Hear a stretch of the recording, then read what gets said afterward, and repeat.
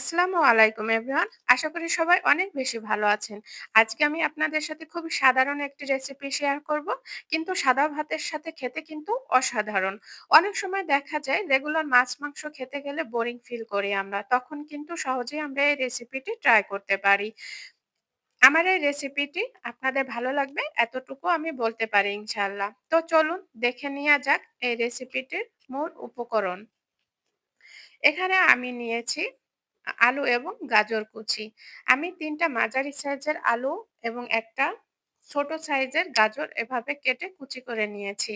আমি আলু এবং গাজর খুব ভালোভাবে ক্লিন করে নিয়েছি। দেখতেই পাচ্ছেন আলু এবং গাজরের মিশ্রণটা। এখানে নিয়েছি আমি ডিম সিদ্ধ। ৬ টা ডিম সিদ্ধ নিয়েছি। সিদ্ধ করার পর খোসাটা ছাড়িয়ে নিয়েছি এবং এখানে আমি নাইফের সাহায্যে ডিমগুলা এভাবে কেটে নিব। যাতে সহজে ডিমের ভিতরে সব উপকরণ চলে যায় এবং তেলে দিলে ছিটবে না। এখন এখানে দিয়ে দিব পরিমাণ মতো হলুদ, স্বাদ মতো লবণ এবং দিয়ে দিব পরিমাণ মতো একটু শুকনা মরিচের গুঁড়া। সবগুলো উপকরণ দেওয়ার পরে আমি হাতের সাহায্যে এভাবে ডিমগুলার সাথে মসলাগুলো এভাবে আমি মিশিয়ে নিব। এ পর্যায়ে এখানে আমি একটি প্যানে তেল নিয়েছি। তেলটা গরম হলে এখানে আমি ডিমগুলো ভেজে নিব। ডিমটার একটা পারফেক্ট কালার আসা পর্যন্ত আমি ডিমটা ভেজে নিব। কেননা এই রেসিপিতে ডিমটা এ পর্যায়ে এভাবে ভেজে নিতে হবে। তো যখন ডিমটা ভাজা হয়ে যাবে তখন আমি এটা তুলে নিব। দেখতেই পারছেন। আ তো এখানে যে অবশিষ্ট তেলটা ছিল এখানে আমি ১ কাপের থেকে একটু কম পেঁয়াজ কুচি নিয়েছি। পেঁয়াজের কাঁচা গন্ধটা যাওয়া পর্যন্ত এটা আমি ভেজে নিব। যখন পেঁয়াজটা একটু সফট আকারে চলে আসবে তখন কিন্তু আমি এতে একটু পানি এড করে দিব। এটা বেশি কালার করার দরকার নেই। তো এখানে আমি একটু পানি এড করে দিয়েছি। কেননা এখানে আমি আ শুকনা মসলা ব্যবহার করব সেটার জন্য পুড়ে না যায়।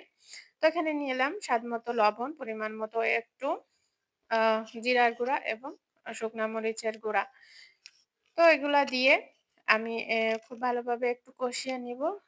২-১ মিনিট সময় নিয়ে তেলটা যেন উপরে চলে আসে। এ পর্যায়ে এখানে আমি দিয়ে দিব ছোট একটা টমেটো কুচি এবং দিয়ে দিব কাঁচামরিচ। এখানে আ মরিচের সংখ্যাটা আপনারা বাড়িয়ে কমিয়ে নিতে পারেন। তো এভাবে তেলে কষিয়ে নেওয়ার পরে এখানে আমি এড করে দিব কুচিয়ে রাখা আলু এবং গাজরটা।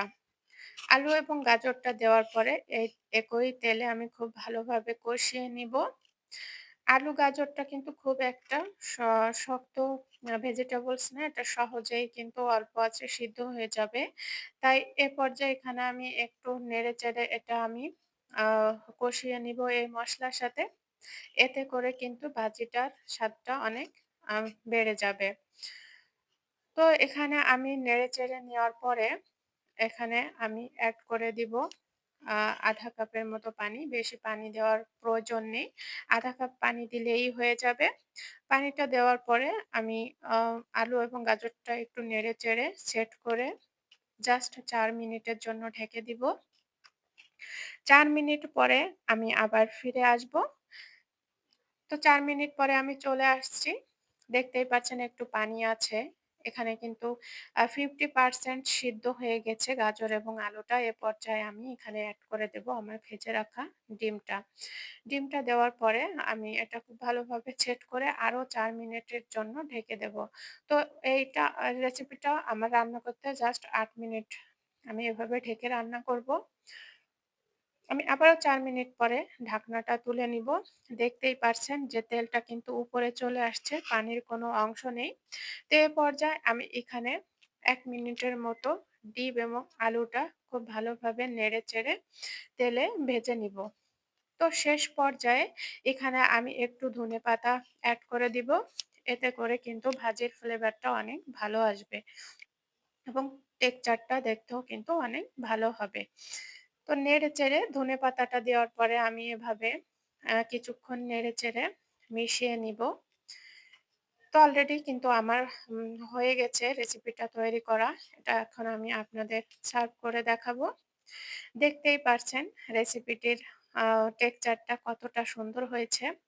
তো এটা দেখতে যতটা সুন্দর হয়েছে খেতেও কিন্তু অসম্ভব মজা। অবশ্যই বাসায় আপনারা এভাবে ট্রাই করবেন।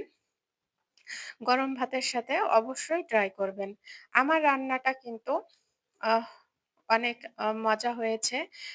আমার বাসায় এটা খুবই পছন্দ করে। তো আশা করি আপনাদেরও এই রেসিপিটি ভালো লাগবে। আর যদি ভালো লেগে থাকে তাহলে কিন্তু আমার ভিডিওটা দেখার সাথে, সাথে কিন্তু লাইক করতে ভুলবেন না। এবং যারা আমার চ্যানেলে নতুন তারা কিন্তু আমার চ্যানেলটি সাবস্ক্রাইব করে পাশেই থাকবেন। তো আজ এ পর্যন্তই। সবাই অনেক, অনেক বেশি ভালো থাকবেন। আল্লাহ হাফেজ।